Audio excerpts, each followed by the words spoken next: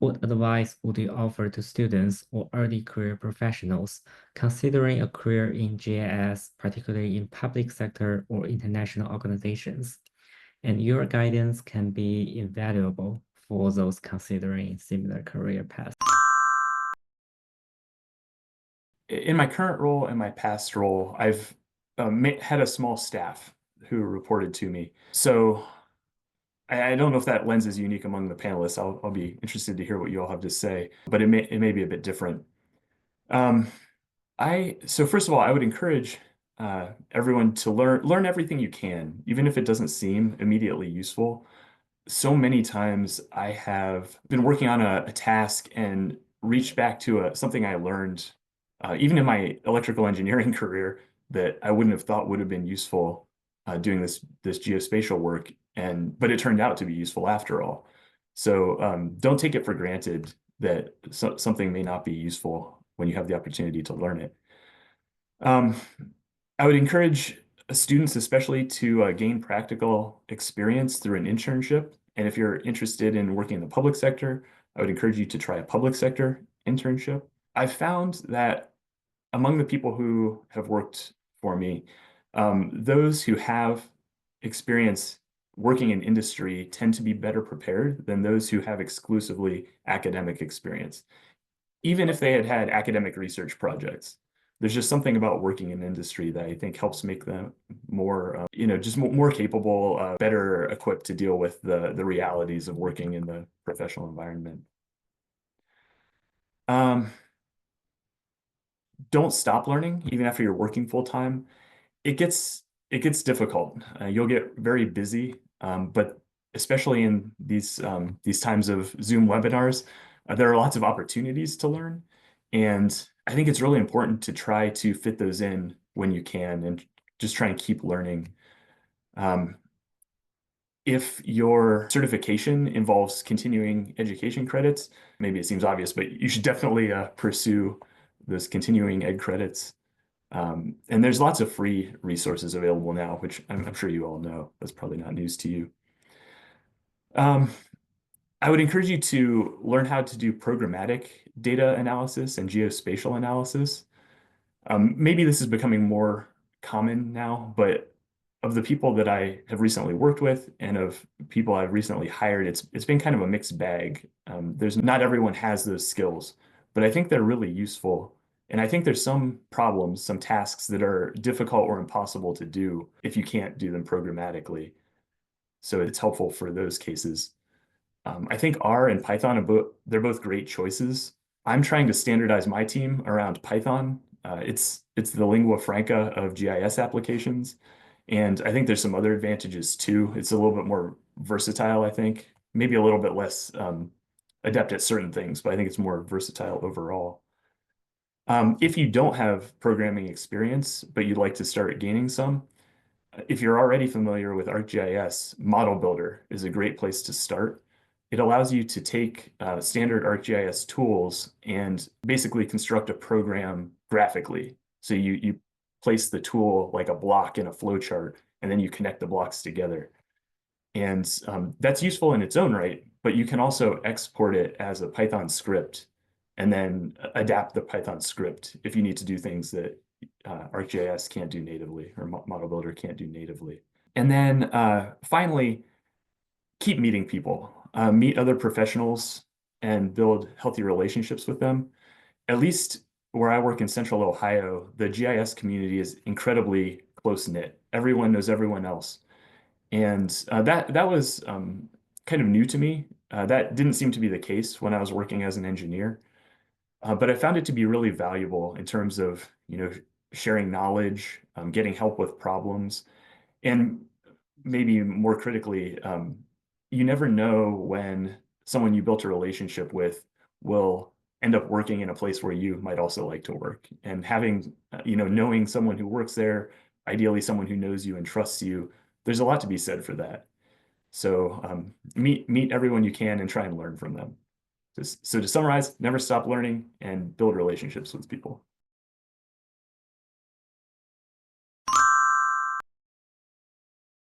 I feel like some of the advice that I have might be a bit hypocritical because I have just said that I have got to where I am in my career by kind of doing it blindly in a way and kind of just stumbling into things. But I think the takeaway from it, and that what I would maybe, if I were to do it again, potentially, is that going into a GIS role is obviously great if that's what you are truly passionate about. But I think that the real benefit of it is that as we're moving into a more data-driven world or whatever kind of buzzword people like to use now, I think what's really beneficial is to think about what you really are interested in and what you really want to do, and in the public sector, what you want to do good in. I think that like from the panel, you can see that there's a variety of different fields or goods that you can do, whether it's in like urban planning or public health or climate work. And so in all of these fields, it's clear that you can take your expertise or your knowledge in GIS and use it for that good. So I'm a big proponent of marrying that work or that knowledge that you have if you work as a data analysis, if you have those skills, or if you have even just more basic GIS mapping skills, that you can take them and marry it with something else. I've kind of often sold what I do now is I feel like I am an effective communicator of these things and can help explain that to people who potentially aren't as literate in that idea, and helping to break it down and make it simple for the people. And I think that something that goes along with that is that and you can learn and do very complex things in GIS. And I kind of feel like I do that as well in my PhD study at the moment. But what I do for that research is not really relevant to the day-to-day work that I would actually apply in my job, or that I know that lots of other people might apply. And so being able to do the kind of like basics really well, I think is really beneficial, especially if you're trying to combine it with something else. Because you can just kind of really take, so in my example, using that effective mapping and visualization and communication and in a GIS setting, and being able to do that really well, help convince people or make things project approach, in my opinion. But then again, I feel like I wasn't primarily a GIS student, or and so if you are, then go for it.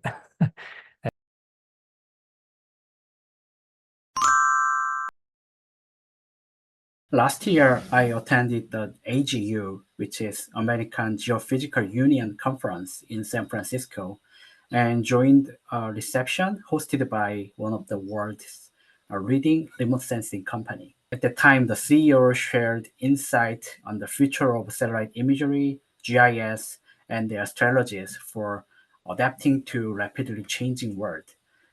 These concepts I had not encountered in academia or textbooks. That kind of presentation was very similar to like a Apple, product presentation. It was kind of shock to me. So I was just to think by myself, like being in the heart of Silicon Valley, surrounded by one of the most fast-paced and dynamic cultures, was eye-opening for someone like me who spent much of my early career in academia. So the CEO was about 10 years, looks like 10 years older than me. So I was thinking about, after 10 years, could I be like that, starting from this career? So yeah, it made me think a lot of things. So while my academic journey gave me a strong foundation for everything, it did not fully prepare me for the practical, evolving nature of the industry. So for young people, I would say do not blind your eyes with a great benefit and salaries when you are have right now. So instead, apply and try again for the next step. I'm not sure I can do, but for you young people, I think you can do that. Especially for international students, it seems like here are a lot of international students. I especially want to emphasize just to speak out. Yes, we often face extra challenges from visa issues and language barriers to cultural differences. So this can be, obstacles, that's true, but they are not to be ashamed of yourself. So instead of shaming, just ask for some help when you need something, instead of hiding or taking yourself away from it. So I'm here in the United States, and I started from the student visa, but I believe that this country still has a room for dreamers who'd like to swim.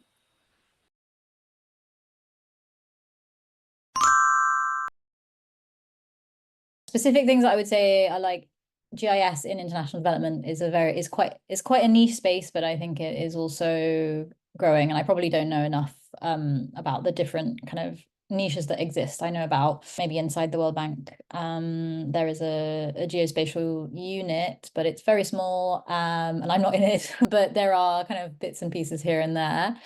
So I would say just try to connect as possible with the people that are doing this kind of work already, and then you'll probably end up encountering them again and again in different ways across the course of your career. For development jobs more generally, there are alerts that you can sign up for on different job networks like DevX or Impact Pool, but they won't necessarily be geospatial. So it sort of depends which of the two you want to kind of emphasize more. I would say I'm like an international development person that has geospatial skills, rather than the other way around. But I mean, you can apply either way. There's also something called the Humanitarian OpenStreetMap team, HOT, I think it's called, which one of my PhD supervisors, Sarah Wise, is very involved with. And I recently discovered a very interesting podcast called the Mapscaping podcast, where many GIS professionals come on and explain about their experiences. And there's one who talks about their experience in the humanitarian space. So maybe you want to give that a listen. Otherwise, as I think Adam mentioned, going to conferences is always a good idea in terms of both understanding what people are up to from a technical perspective and also making connections to those who are working in the field. Also, I think both Kangsan and Adam mentioned, well, actually everyone did, about continuing to learn, Sam as well, about making sure that you keep learning. I thought that this question about ChatGPT is actually a very interesting one because this sort of came online while I've been doing my PhD, and I think that it's actually an extremely useful tool that we should not be afraid of taking our jobs, because it's actually it enables you to ask all of the stupid questions that you think are stupid, that you don't want other people to know that you're asking to a machine, and then simultaneously you can then harness like the important questions. Like you can filter down to the important questions that are more they're sort of something that you would want to ask an expert. You can filter those out and then ask those to the people that really have those skills, so you end up saving everybody time. Obviously don't use it to just like copy and paste things that you don't understand, but I personally do think it is this and every other kind of AI software out there. They're things that we can all harness just to improve our own skills as well. And then I think Sam said something about doing the basics well. So yeah, on the other hand, sort of the other end of the spectrum is that whole issue of there are plenty of jobs where you just need a really basic level of GIS skills, but it can still be extremely useful to be able to do those things very well, because people will need them over and over again. It might not be the most interesting part of your work, but at least it can enable you to have kind of reliable, maybe it can be more reliable in terms of your income stream, if you want to be able to have something to rely on financially. And then I think, yeah, Adam also made a really interesting comment about industry. I would say that, yeah, I think in academia you will learn. I felt like, especially at the moment when I'm doing both things at the same time, academia is a fantastic space to explore learning and to be able to make mistakes and to be able to do things incorrectly so that you can learn how to do them properly, and really, like, how can I say, like, make deepen your knowledge in a lot of interesting areas. But on the other hand, I feel like if I'm calling it industry, the work that I do, to some extent, it's more about meeting deadlines, being able to get the information out there as soon as possible, and yeah, just quick results, which aren't necessarily perfect. So I think just be mindful of those two areas, and it depends what you want to do. If you want to continue kind of learning like very deeply for the rest of your career, maybe you want to stay in academia. But by the way, anyway, by the time you get to, I think, more senior positions, like my supervisors, they have to do a lot of admin anyway. But I think maybe for industry, you will also learn different types of skills as well. So just be mindful that there's a lot out there. And I think it's important to just be fundamentally try and be driven by what you are most interested in and what you want to do, rather than what looks on the surface to be the most sort of shiny job. Because I have in the past, I've gone for opportunities that I thought would be suitable for me because they seemed maybe to provide more job security or more permanence, and I ended up not liking them and then not continuing to do them, whereas instead I have seemingly chosen lots of very unstable options, but which are always interesting. So I don't think that that's necessarily a good piece of advice to do that, but I think it is important to do work that you're interested in, because at least for me, if I'm not interested in the work, then I know that I won't do it well. So